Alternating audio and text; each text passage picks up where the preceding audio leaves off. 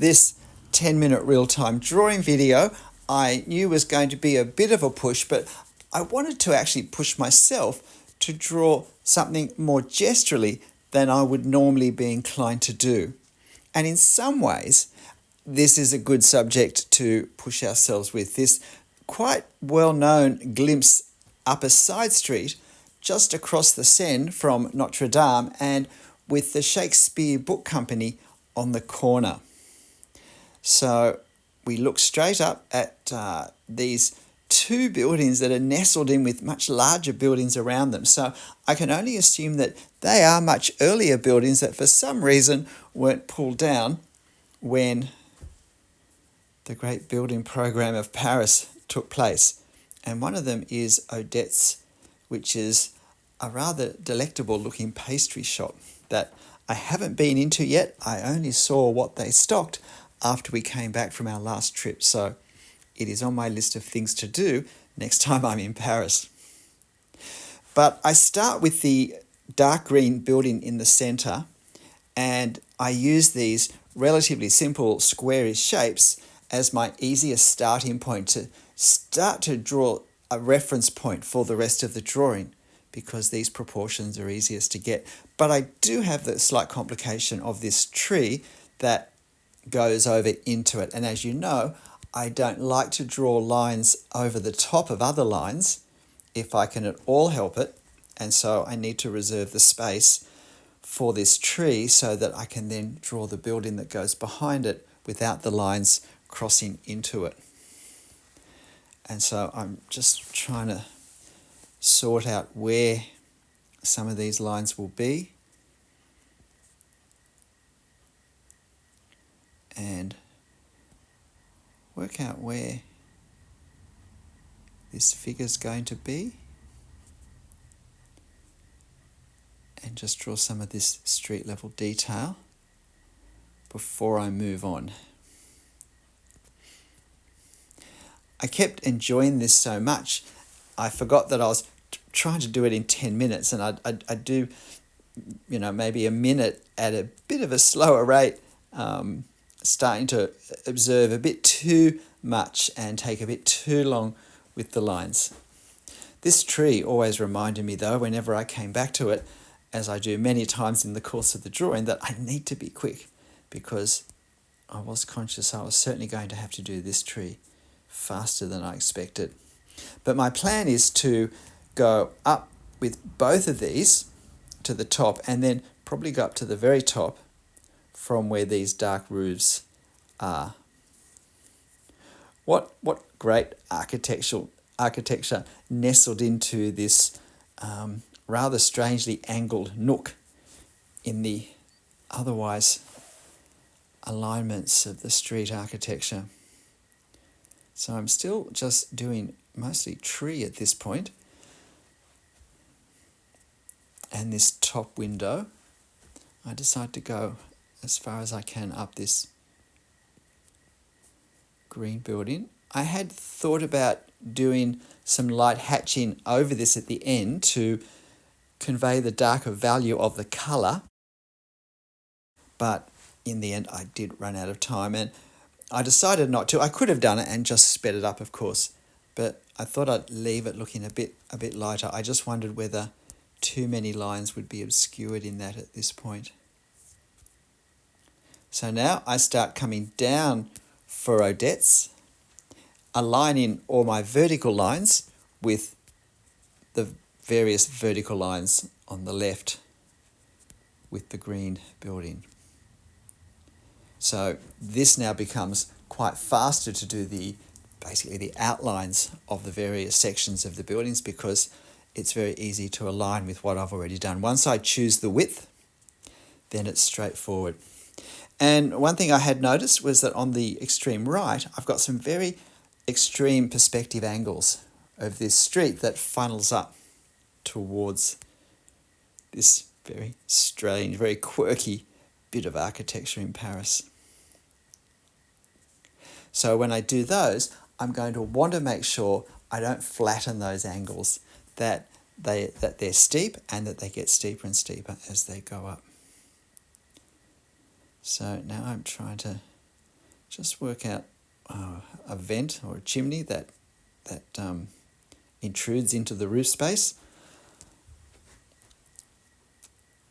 And now check in just what are the details a bit higher up. I wasn't going to go into drawing this right now, and then I looked at it and I thought, I think it's going to be best if I do just continue in this section.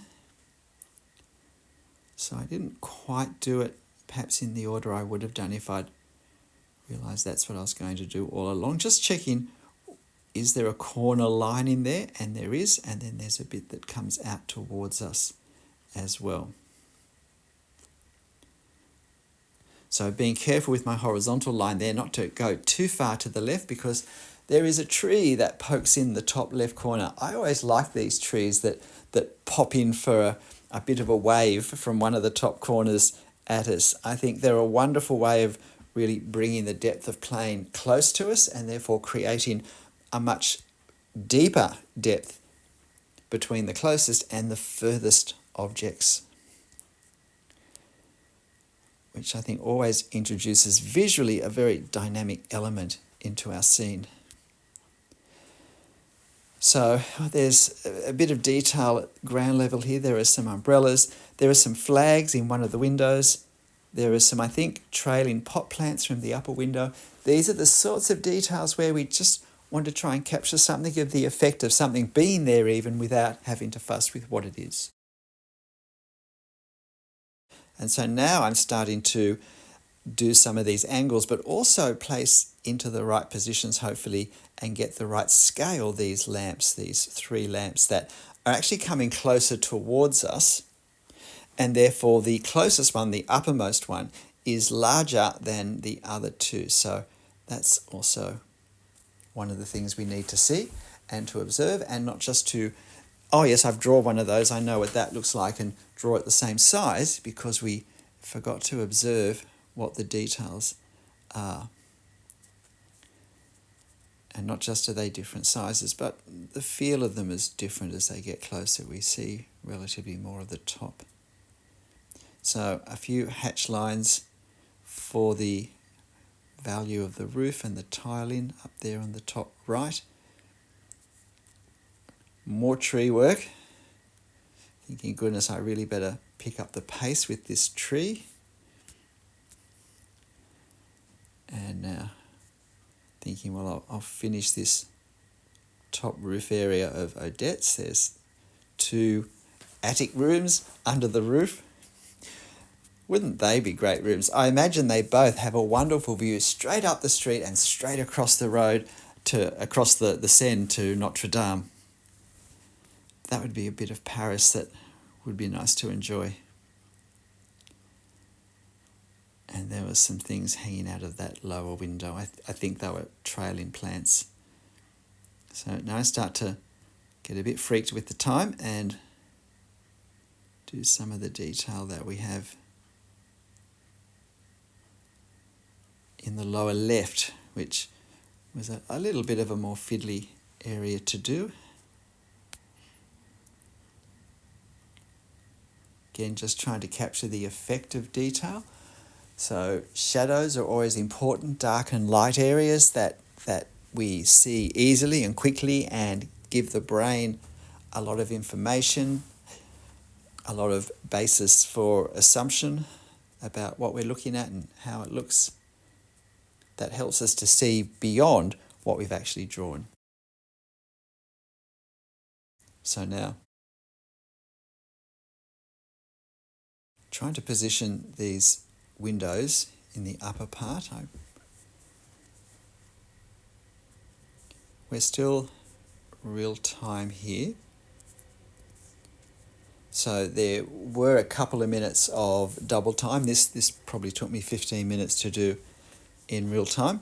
So the last maybe from 11 minutes I've increased the speed just to speed things up. But of course, if you want to watch the whole thing in real time, you can, when it starts to speed up, you can use the cog icon to slow it down to half speed, which will bring it back to real time. And hey, if you're finding this interesting, why not hit the like button for me and help me out as hopefully helping yourself out in watching it. I'd really appreciate that. Thanks. So again, a little bit slower because I've got to keep looking at the foliage to see, have I drawn enough foliage to do this? Is the foliage in the right place now that I'm placing architecture behind it? Do I have to make any adjustments? So I'm doing all of that in my head very quickly. But I am really enjoying drawing this scene. So I did get a certain amount of fun momentum with it as well, which I think helps just to give confidence. If we're feeling that it's fun when we draw it, then we do feel confident because we're not getting precious, because it's as much about the process as what we end up with. And we remind ourselves with these quick exercises that we're learning to draw, we're pushing ourselves, we're not falling into a rut. I think drawing often becomes increasingly tighter and tighter and less enjoyable, and more fear of mistakes when we always do it exactly the same way. If we feel like we have to perfect a certain technique rather than explore various techniques, I think it's the exploration and the variation that helps keep creativity higher than perhaps the need for it to be perfect. If we're always just hunkering down on the same technique, it's easy to just get more and more demanding of what we draw, and therefore slow down and increase the pressure on us. So to be able to do quick gestural drawings is a wonderful release from all that. And then we take that confidence perhaps and better, more creative attitude to our drawing back to our more considered drawings when we do them. I hope this series is helping you in that way. If you feel that it is, these daily drawings, even if you're not managing to do them every day, I'd love to hear some comments about how you feel this series, and not so much the series, but what it gets you to do has helped your art practice, your art journey. What benefits have you seen? So now I'm doing some horizontal lines to capture the colour really of the roof, but there are some sections that are a bit darker than others.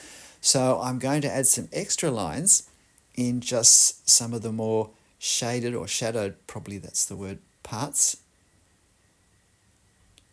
just to create a little bit of variation, which is the sort of variation we get in life. And there was some vertical, I assume, timber join lines in that upper part of the green building. So now we're certainly into double time now, and very quickly trying to get just enough of this upper left tree done. And I really want to get a sense of the branches in this and the directions of the branches, rather than the more foliage focused tree that's further up the end of the street. I want to have a sense of these branches just easily and elegantly and gracefully drooping down into the frame of our view.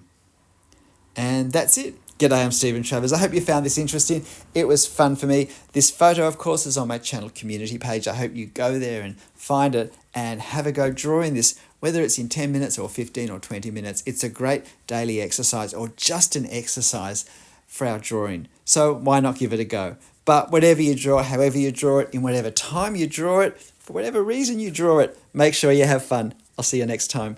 Bye.